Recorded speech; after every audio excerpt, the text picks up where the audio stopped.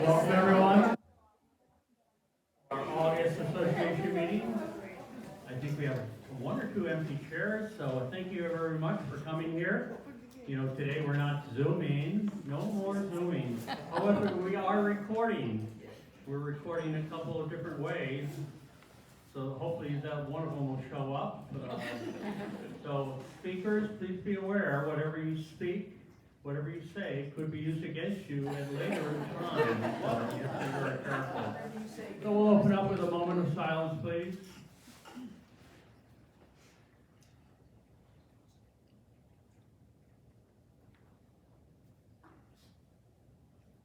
Thank you very much. And we actually have two new residents who have actually, one has moved in, the other one is sort of moved in. They're sleeping on air mattresses now. But Sally Nunnally, is Sally here? Sally, there she is. She moved into 10:35. So are you completely moved in? Are you completely? I still have some boxes. But Boxes. They're under the windows, so. Under, well, a lot of these people still have boxes.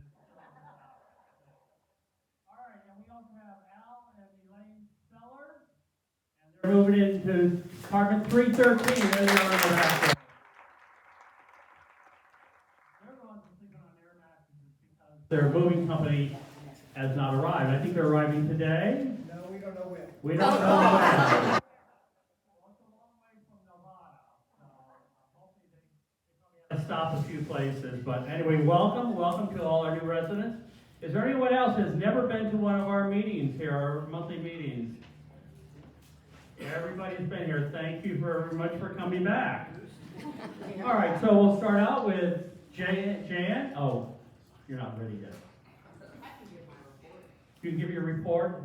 She was going to introduce somebody who's on their way. All right, Jan, why don't you come up and give a report and just...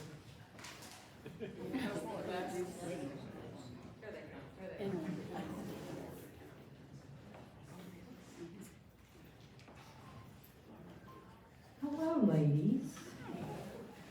10 o'clock in the morning comes quickly. It does. All right, I have two ladies that I would like to introduce to all of you. First of all, welcome to your first resident association meeting. I have Laura Wiley, who comes to us from Florida, as our interim nursing home administrator. Many of you know that Ron's last week is this week with us. So until we can transition our new administrator, Laura is going to be here with us. And I'm going to ask her to tell you a little bit about herself Anything you'd like to share with the residents? Good morning. You have to put it right up in your mouth. All the way in my mouth. Well, I'm still not close enough. No, this way. Oh, this way, or this way? Which one? All right. Well, I'm originally from West Virginia. I know you can probably tell because of my accent. Get picked on a little bit in Florida about my hillbilly accent, but I just roll with it. I'm proud of West Virginia and where I'm from. So I moved to Florida just last year. I had always dreamt of living over on the Gulf Coast, and I finally made my dream come true. But it was sure nice to come rolling in and see these mountains again. It's always going to be home. But I started out in healthcare as a social worker. I initially started out doing CNA work and direct care work with people with intellectual disabilities. Did that for many, many years. And then I decided that I needed a break from behavioral health and being on crisis call all the time and all the fun things that come with that. So I saw an ad in the paper for a social worker at a nursing facility, a skilled nursing facility, and I said, wow, that would be an easy job.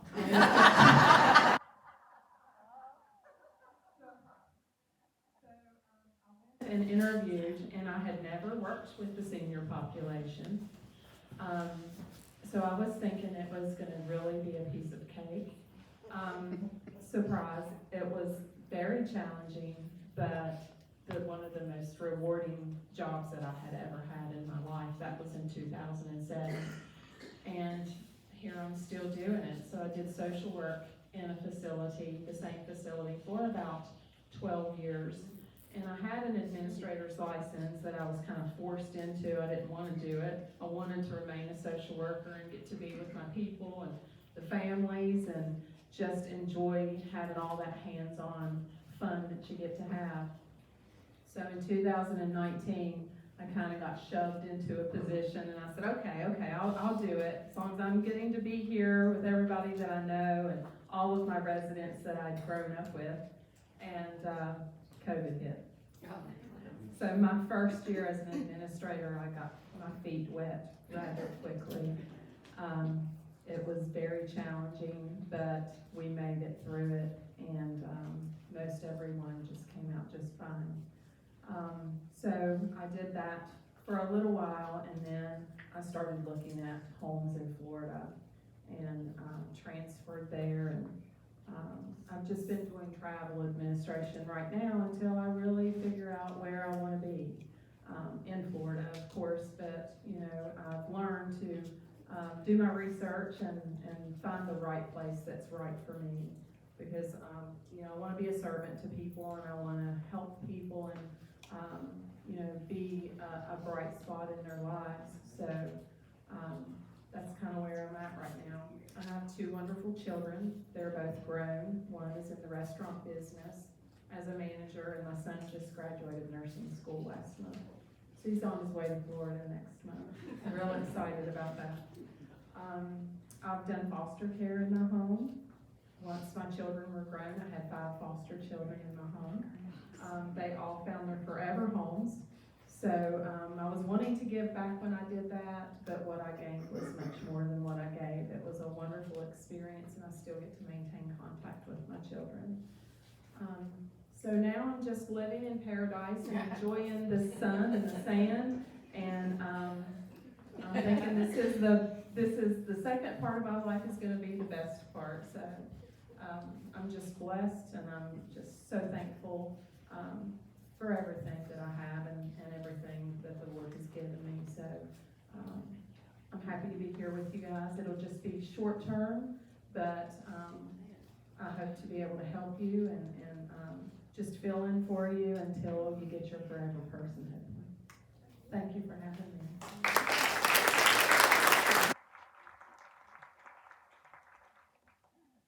The second, thank you, Laura.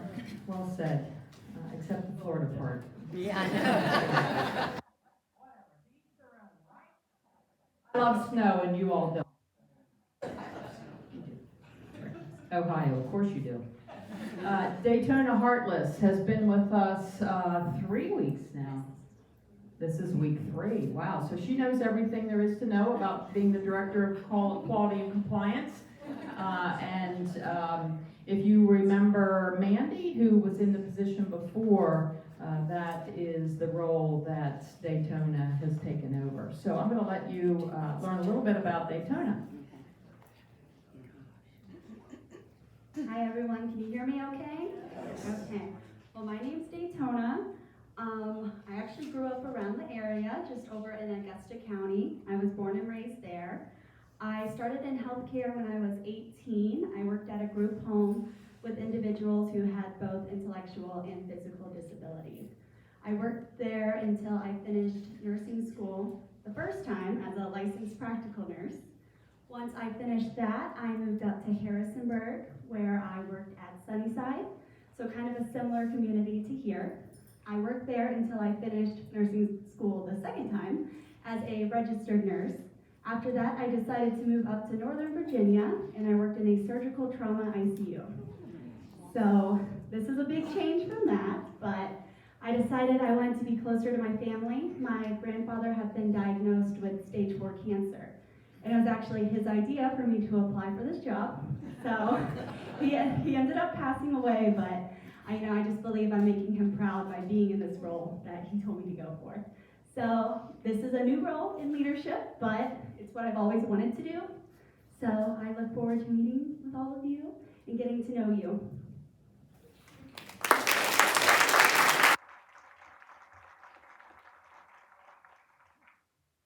Great. Thank you, Daytona and Laura. Back to your meeting. I thought the same thing when I applied for this job. It's going to be a piece of cake.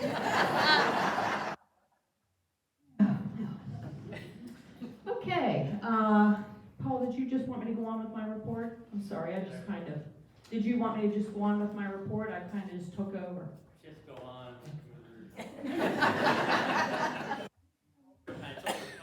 I know. Somebody else, I'll cut Todd short. Okay, so we have interviews for our Director of IT position. As many of you know, it did not work out for Mish, just not a good time in his life right now, and we wish him the very best and hope that things get a lot better for him. We are also interviewing for the IL Care Coordinator position, the Controller position, and the Culinary Director. So we will keep you on top of that progress as we move forward. So as I said, this week is Ron's last week. You met Laura, who is our temporary. We have been interviewing for the nursing home administrator position, and we have actually offered the position to a candidate. So Adam Feldbauer will be joining the team Monday, September 18th. So at the next Resident Association meeting, I will hopefully be introducing you to Adam. So I will do my regular thing and send you out more details in an email so that you know a little bit about Adam before he gets here. The medical director change. Just wanted to give you an update. Dr. Patrick Baracco is now officially our medical director, and things are going extremely well. The clinical team is very happy with the transition. They have told me that things are going extremely well. It's a very positive change for that position. So Premier Geriatrics is the group that we are now using, and look forward to partnering with them into the future. So Family Fun Day. The team has scheduled a Family Fun Day for our staff. We'll be celebrating our staff on Saturday, September 16th from 3 to 7. The idea was actually presented as part of our Shark Tank last year, and they wanted a celebration. So we are giving that to them on the 16th. They will have games, prizes, food, a bounce house. Fire trucks are going to show up for the kids, and there's a dunk tank.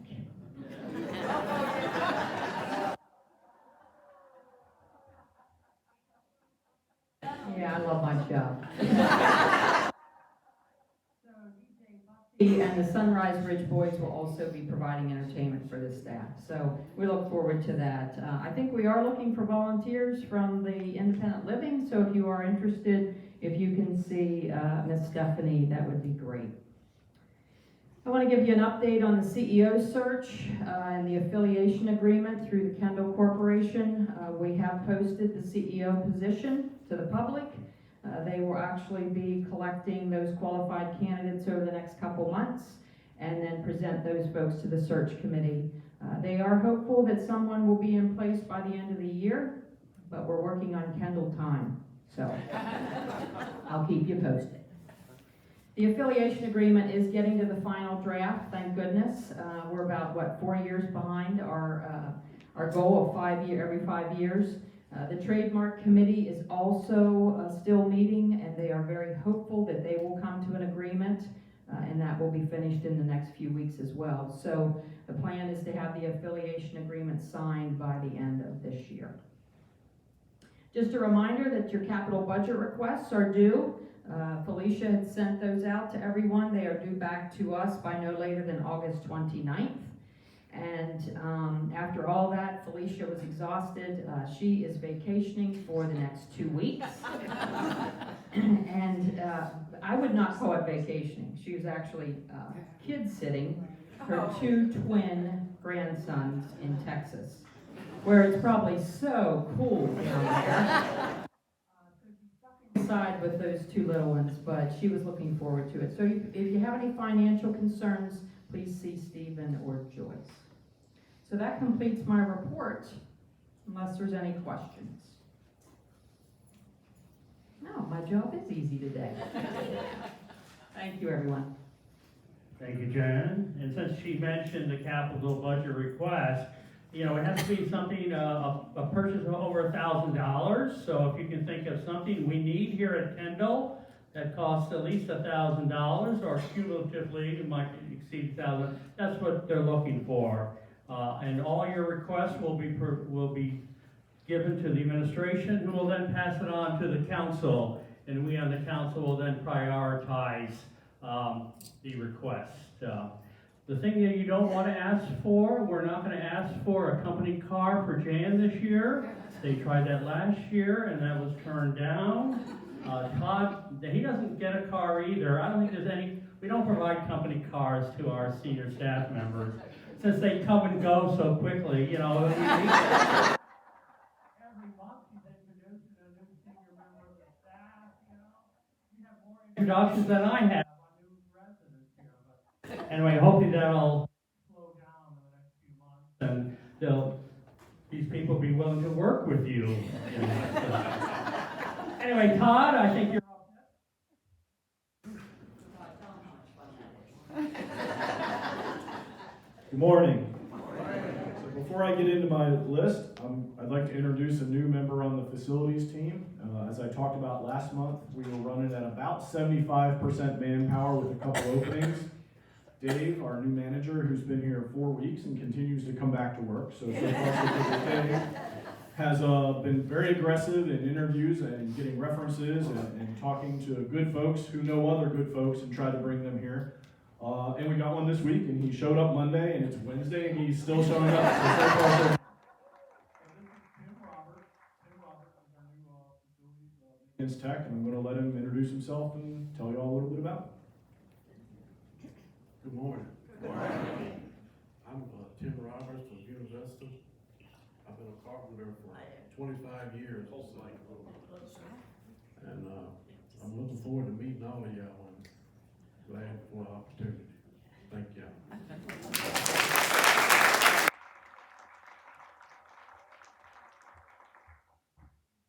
Promise him a new car or anything.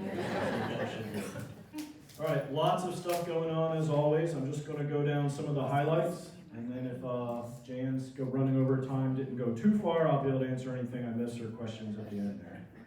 The big roofing project that we've talked about several times, about 100,000 square feet of new roofing, that is actually going to start on Monday. So it's been awarded, it's progressing, the permits and paperwork and deposit checks and all are moving along. I will be sending out an email in the next day or two telling you where they're going to start. where they're going to put the pallets of shingles and things like that. We are not bringing 10 tractor trailer loads of shingles in at once. We're doing it kind of a just-in-time flow. They will tear off a small bit of roof, put on a small bit of roof over and over each day. That's a lot safer and smarter in storm season, and it also means I don't have 10 tractor trailer loads of shingles parked anywhere at one time. But you'll get an email with some drawings and a map showing you where that is. I just ask everyone's support and awareness of what's going on. Obviously, when there's lifts and cranes and equipment moving around, please just avoid that area if you can. The roofers are very experienced and have done a lot of senior communities and things before, so I think they speak our language and should be pretty good to work with. I'm also working on some initial project management to deal with some of the carpet and flooring issues in the north and south apartment hallways. You know there's a lot of, you see blue tape there for trip hazards where the actual subfloor needs some repairs and work. The first walkthroughs of that happened in the last week. So we're in the initial design and consultation phases to get that replacement moving. I have some quotes and some inquiries out about replacing the curtain behind me. The artistic additions to it hopefully will be gone and we'll have a new one in the near future. That's moving as well. We continue to do HVAC, heating and air conditioning repairs, adjustments, and improvements. Most of that has gone pretty well. We have had to go back to a couple places more than once, kind of the nature of the beast with the control systems, but I think we're seeing some pretty good improvement on that. We are working with our vendors and our oversight contractors on our fire panels. A lot of our fire panels have a lot of years on them, and we're going to be starting to incrementally replace them with brand new state-of-the-art systems on that. We have some money in the budget for that, and we'll just see how many we can get each year, but that'll be done iteratively over the next several years. We certainly won't be doing it all at once. We continue to chip away on what I describe as our open and aging work orders. A little while ago, I started a program where every 2 weeks, I pull up every work order that's more than 2 weeks old. And we look at who it was assigned to, why it's still open, what's going on. And sometimes the answer is, we've ordered parts, here's the order, it still shows pending, they haven't come in yet. I'm not going to yell at anybody. Well, I might yell at the salesman for that, but I won't yell at anybody on our staff for that. But sometimes, residents ask, hey, this seems to kind of fall into a black hole. And sometimes that looks like that does happen. But we're chipping away on that. When I first started that, about 2 months ago now, there were 279 open work orders between 2 weeks and a couple years old. That's down to 102 right now. So 102 is a lot, but it's a lot less than 279. So it takes time, and we're chipping away. Now that we're getting our staff refilled with some good folks, we're going to keep working on that. Speaking of new cars, you may have seen we have a new housekeeping vehicle we just acquired. That's really a twofold project. One is to iteratively get rid of our older, unserviceable vehicles, but it's also to reduce the operating costs in the long run. I'm not just looking at the sticker cost of what we're buying, but the life cycle cost of what it takes to use and operate the equipment while we have it for years and years. Last year, we spent over $18,000 on gasoline for our fleet. That's a lot of money. That's a whole lot of money. That doesn't count the oil changes and everything else we do. That new little housekeeping buggy you saw is an electric vehicle, and I'm looking at the capital project list for next year to put a dedicated charging station that's on a timer. So we plug it in, but it only charges in the middle of the night when our electricity is dirt cheap. So it really helps pay for itself and reduce our long-term operating expenses over the life of the project. Deer calling. I've had several people ask me about the deer calling efforts. We were not successful this past fall. I didn't have a deer hunter, basically. I had one gentleman who was interested, and he harvested 2 deer, which is not a big dent in the Kendall herd, if you pay attention. That is coming back around this fall again. Dave, our new manager, is an avid deer hunter and ran VMI's deer calling program. So he has already started the paperwork and tag and permit process. I'm a lot more optimistic that we'll get a lot more than 2 and be managing that much more successfully this year. And the last thing I want to talk about is Kendall's energy use and the recent peak shaving exercise we did. First off, thank you all for your support and participation in that. I got the detailed utility data just yesterday morning from Dominion, and we did a great job on it. I look at 3 days. I have 2 comparable days which were similar weather and similar days of the week. And I looked at July 6th and July 27th, the day before we did our exercise. And our peak draw both of those days was over 660 kilowatts. That's a lot. That is a whole lot. The day we did our peak demand exercise, we actually dropped our peak down to 633. So we were 30 below what the previous peaks were, but the model for that day, given the weather, we should have peaked between 700 and 705. So we didn't drop from 660 to 630. We really dropped from 700 or so to 630. That is huge. That prevented us from setting a new ratchet peak. It equates to about $16,000 in demand charges that we won't get added to our Dominion bill because of that exercise we did that day. Now, will we have to do others of those? I watch the grid alerts, I watch the weather forecasts and things like that. I don't know, we might. Because the way that demand works, remember, it only looks at that one highest peak. So we may be doing more of those throughout it's already the middle of August, knock on wood, we'll see. Maybe we won't need to, and we're in good shape for this summer. But we're watching that. We clearly demonstrated that with y'all's help, we can make that work and enjoy those savings if we choose to. And really, I'll just, not just the peak shaving, but across the board, some of the projects we've done and y'all's help has really paid off in our energy use, which of course is also our energy bills. Our electricity, the 12-month period ending in July, just a couple weeks ago, is the lowest 12-month period we've had in 3 years since we've been Kendall in the current state we are, by about 3.2%. That's a lot when you're talking several $100,000 worth of electricity we use every year. So we've fixed a lot of the things that needed to be fixed, and it's showing up in decreased electricity bills. We've done a lighting, relamping program that has paid dividends to folks. That is huge. This is the first time since I've actually looked at the charts. The utility budget, spend is at budget, not over budget. And Felicia's not here to do a happy dance, but somewhere she's probably doing a happy dance. And really, the natural gas is the same thing. We've dropped to a pretty steady low level now. Again, it's the lowest in 3 years. The 12-month period ending 2 weeks ago, we were down 12% from our peak. So both gas and electric, we're not just saving energy, which is great from a sustainability perspective, but it shows up as immediate payback in our reduced bills, which is reduced operating expenses, and probably everyone in here is happy about that. Okay, so that was the list of things I wanted to give you all updates on. I don't know if I've taken my whole 10 minutes or not. Any burning questions? Yes, sir. Any update on the door accessibility plan? The question was an update on the access control door and door openers and sensors and things program that we're doing. That is right now in the production queue. So I don't have a date when they're going to show up, but it has been green lighted and it is contracted and moving. They told me their lead time was several weeks.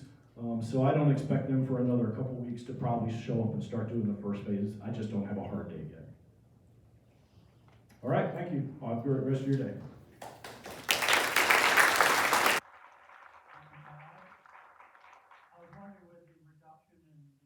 Electricity cost, can we start taking warm showers now, or do we still have to every other day is a warm shower, so that's a great improvement in our facility here.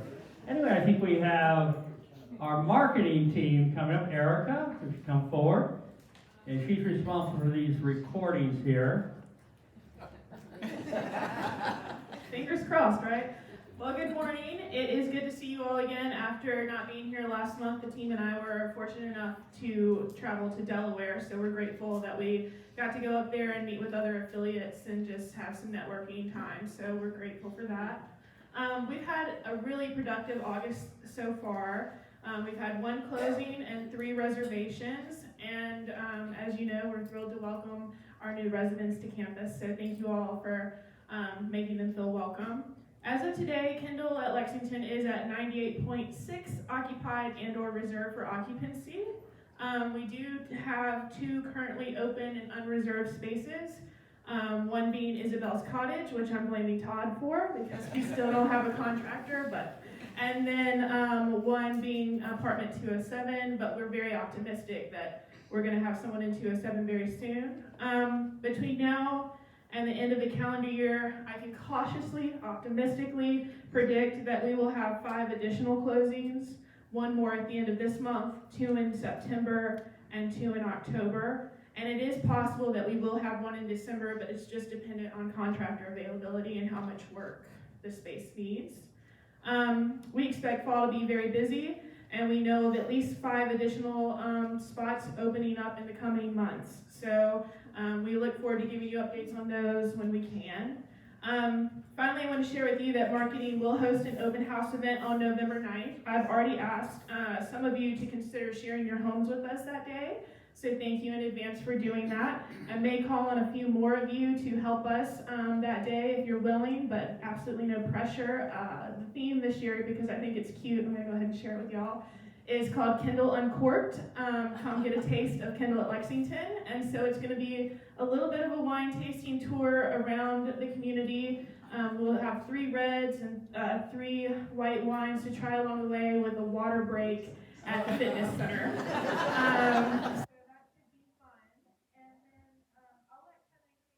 Some stats on tours and try-its, but please do not hesitate to contact any of us if you have any questions that marketing can help you out with. So, do you have any questions for me before I turn it over to them? Yes, Bruce. Could you share with us 1 or 2 of your major impressions from the Kendall Corporation meeting you recently went to? What's going on system-wide in marketing and occupancy? Not so much the new Kendalls, but maybe the long-standing affiliates like ourselves. Sure. I'll say that Kendall affiliates across the country are in a really good spot. Most of them are in 90% or above. As a whole, we are 90%, which is higher than we're seeing in other communities. Most of them are staying around mid-80s, low to mid-80s. So we're very fortunate to be in that position.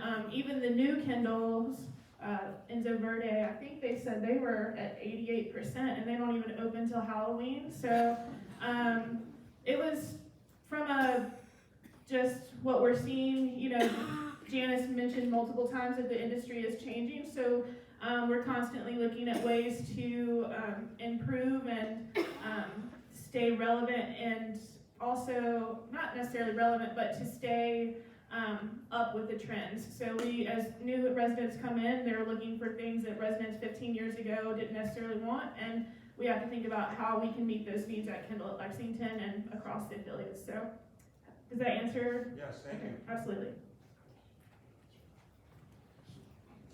Thank you. Hello. I'm just going to take a second to talk about tours and try-its and all of our meetings. So this is supposedly our slow time, but Kevin and I both saw 16 individuals come in. A lot of these were day visits, but we had quite a few people come in for renovations and still try-its and everything. So they're coming from all over. A lot in Virginia, Richmond, Stanton, Rafine, Buena Vista, Charlottesville, Hot Springs. But then we also saw people from East Aurora, New York, Sutton, Vermont, Avon, New York, Memphis, Tennessee, Washington, D.C., and that's another Virginia, Ashburn, Virginia. So still coming from all over. Thank you for sending people our way. We are looking forward to a busy fall. So I'm sure both of you will be hearing from us soon. Thank you very much.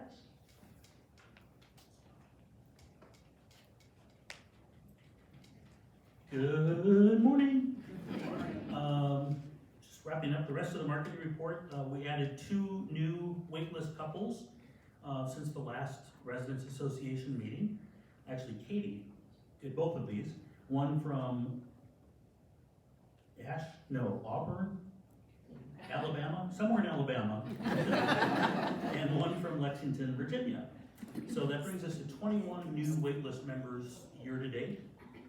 Towards our goal of 30 for the year. So we're right on track, slightly ahead of track for that. As Erica mentioned, we did have 3 new reservations. We can't name names for those yet because the people have to go through the approval process, but Cottage 1011, Apartment 10, and Cottage 1015 have all been reserved since last month's meeting. You heard about the sellers moving in this week to Apartment 313 and upcoming move-ins. The Butchers from Buffalo, New York will be moving to 146 Sycamore on August 31st. The Hoppers from Hamilton, New York will move to 106 Sycamore September 7th. And a local woman who some of you may know, Josephine Griswold, from Rafine. She goes by Jo. And if you've been around a long time, you might remember a restaurant that she and her husband used to own and run, named Wilson Walker House Restaurant, which is now McAdoo's, but for 20 years, I'm told it was the nicest restaurant in Lexington. Anyway, Jo is moving here September 12th to apartment 320. And that is it for marketing.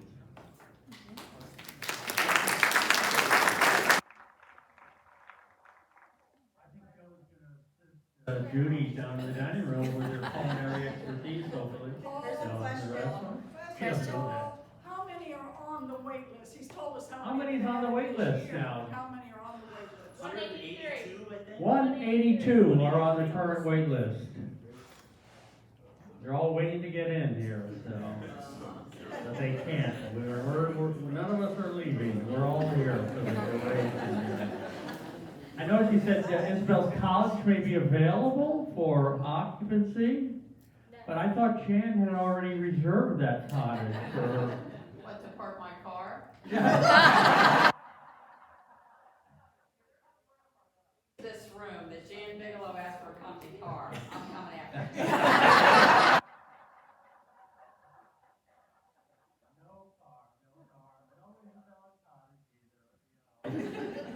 She has the nicest office. If you ever have a chance to go by her office, the lights are always off. You never know when she's there. Always have to go like, Stephanie, is she in there?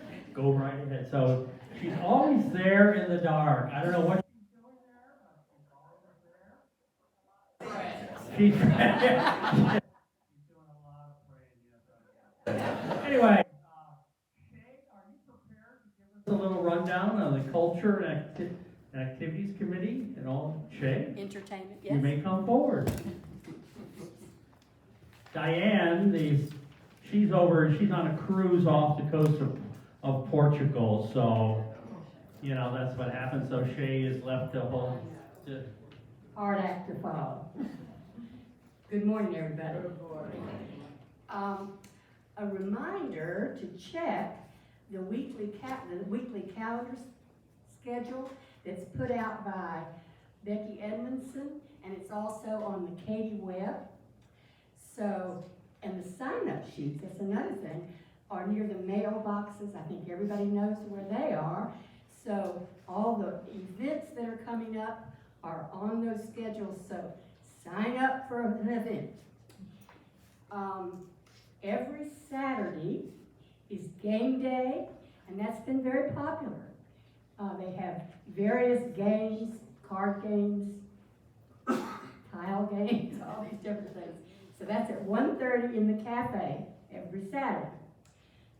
Saturday and Sundays, there's streaming events headed up by Vic Crane, and they're from Linfest, Garth Newell, and then various other artists.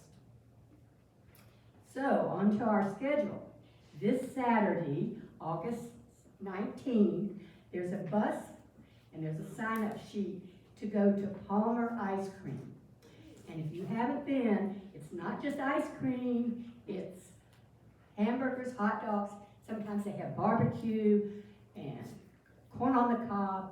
It's just a fun time, and you see lots of residents from around Rockbridge County. It's very good. Palmer Ice Cream this Saturday. And the bus leaves at 3:45. And they've reserved a tent for us, so we're in the shade and we have a place to sit, so it's nice. And then Sunday, August 20, there's a bus to Garth Newell, and there'll be a sign-up sheet near the mailboxes. And on August 23rd, that's a Wednesday, in Kendall Hall at 4:30, our own Ed Dooley will have a presentation on capturing moments. And this will be a slide presentation and also comments that he's made from the various slides. So it'll be always enjoyable. And then the following Wednesday is September 6th, and there's a series on it's the second in the series on the Shenandoah, history of the Shenandoah. And we're gonna have, again, our own Catherine Brown, and we all remember last month, or this month's, on the whiskey. So, she's gonna be doing Shenandoah Pioneers, which is more, I think, a religious group. And there's also, thanks to marketing, there's a wine reception following that talk. Then on September 7th, which is a Thursday, there's a bus going to, here we are with more alcohol, a beer tasting. And the bus leaves at 4:15 for the purveyors on Main Street. And they'll sample 4 beers from all over the world. Excuse me. And then on Monday, September 11th, there's a bus to McCormick Farm and a box lunch. So the bus leaves at 10 o'clock in the morning, and it ought to be a fun trip. And then Thursday, on September 14th, we have a Kendall bus. No, we don't. There's no bus. It's right here. It's 4 o'clock on the 14th, and it's the title is A Journey from Bethlehem to Salem. And it's 1776 Moravian women who walked from Bethlehem, Pennsylvania to Salem, North Carolina. And this is presented by Catherine Knapp Watts, John Knapp's daughter, and then 2 other colleagues from Salem College. And then lastly, we have, it's the same day as our Residents Association, which is September 20, and that's at 10 o'clock. But at 4:30, we're going to have, this will be so good, Melissa Davis from the Marshall Foundation is going to talk on the Enigma Code, and it's based on the book, which is a fabulous book, called The Woman Who Smashed Codes. So be sure to, that's the same day as our Residents Association. But this is at 4:30. Any questions? Does anybody have any questions? I guess I did all right.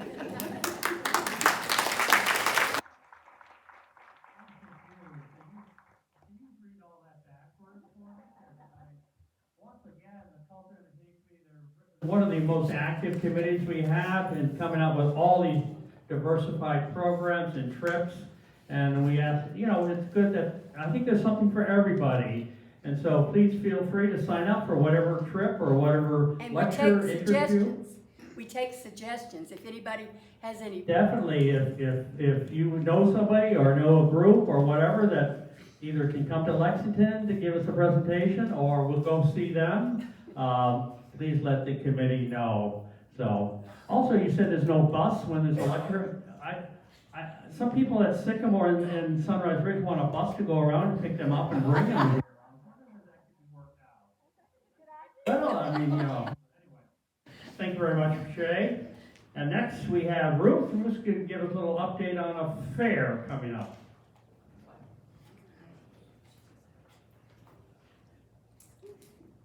Hello, everyone. Good morning.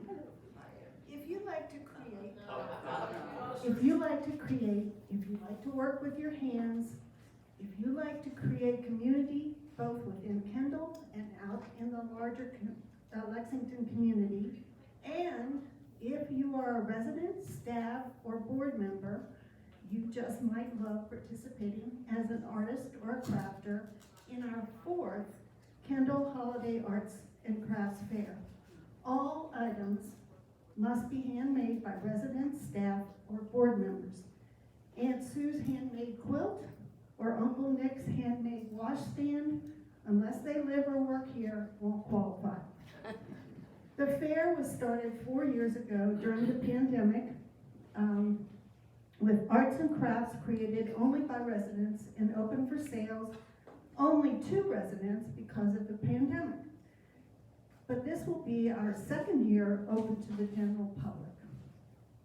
It is held the first full weekend of December, so this year it is December the 1st and 2nd from 10 in the morning till 3 in the afternoon, both days. Here's how you can participate. A poster and a sign-up sheet have been mailed to you today if you have email.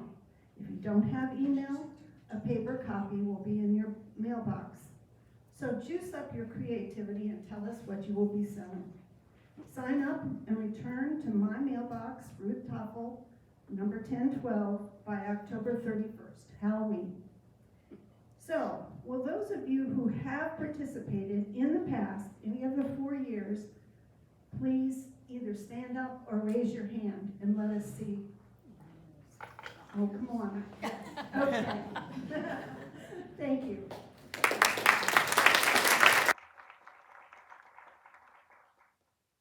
Just some of the items that have been sold at the fair in the past. You are limited only by your imagination. Carved birds, jams, pickles, dried herbs, cookies, note cards of all sorts, German paper stars, small paintings, large oil paintings, wood burn pictures, woodworking items, photographs, felted bags, jewelry, seasonal items, hand wovens like scarves, cowls, purses, wooden primitive decor, and handcrafted cutting boards. So just about anything that you can create yourself, you can participate. So the sum total of what we're talking about is, it's the 4th Kendall Holiday Arts and Crafts Fair here in Kendall Hall, Friday, December the 1st and Saturday, December the 2nd, 10 to 3, both days. We are looking for you all to create, and don't forget to come and shop creatively too. It's a great place and a time to holiday shop. The group that is running this is Diane Herrick, Meg Stackpole, Donna Bradish, Erica Terman Marketing, and myself, Ruth Toffel. Any questions? Now you can.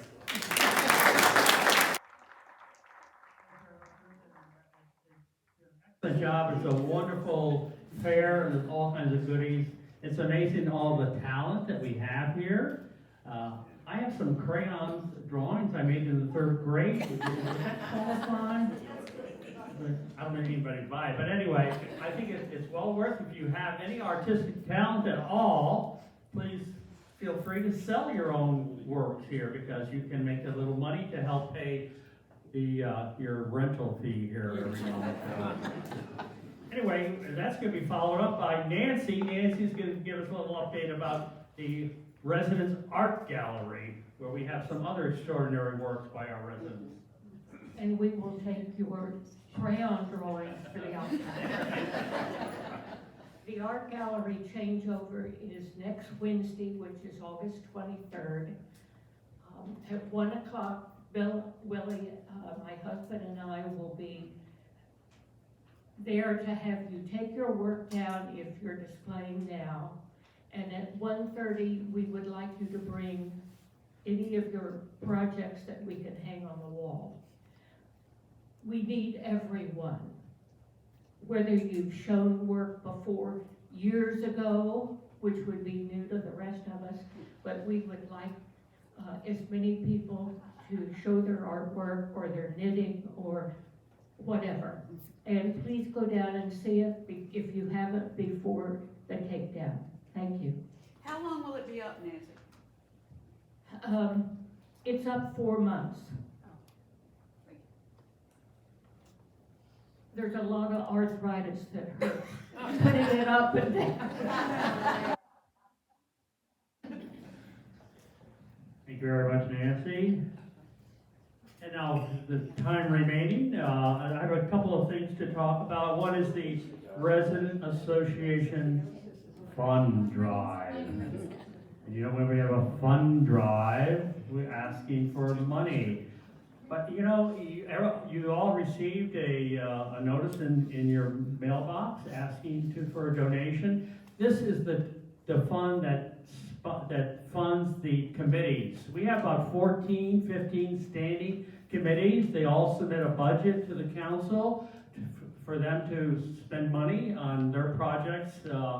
And this year, we're only asking for $40 a piece. So last year, I think we asked for 60, but the committees didn't spend all their money this year, and so we have reduced the amount. And so I know you're all pleased that you only have to come up with $40 per person, not household, per person.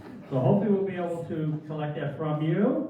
I forget what the deadline is, but please just go ahead and write your check now and get it over with before you run out of money at the arts fair. Joe Scavira, is he here? Joe? He asked me to mention that we need 1 or 2 more projectionists. You know, we show movies here Mondays and Thursdays, and we need somebody to put this DVD into the machine, turn on the lights, and push the button. It's a very simple operation most of the time. It does require 4 days of training, however, because I know it's really not that complicated. But if you enjoy coming to movies, even if you don't enjoy coming to movies, we do need 1 or 2 more volunteers to serve as projectionists. And you only have to do it probably once a month. So you can pick the best movie that's showing. So I'll be the projectionist for that movie because I haven't seen it or I want to see it again. Anyway, if you are interested, and I know there is some interest here, I'm sure among this august group here, please contact Joe before he gets out the door here. He'll linger, waiting for those volunteers to come up to him. So please consider that, being a projectionist. It's a very impressive job here. Very important job we have here. And the last thing I want to say is I think we need to congratulate our senior member here at Kendall. Gene Shaler turned 103 on the 29th of July. He is our senior member, and he's still living with his wife Victoria as an independent living resident here. So it's amazing.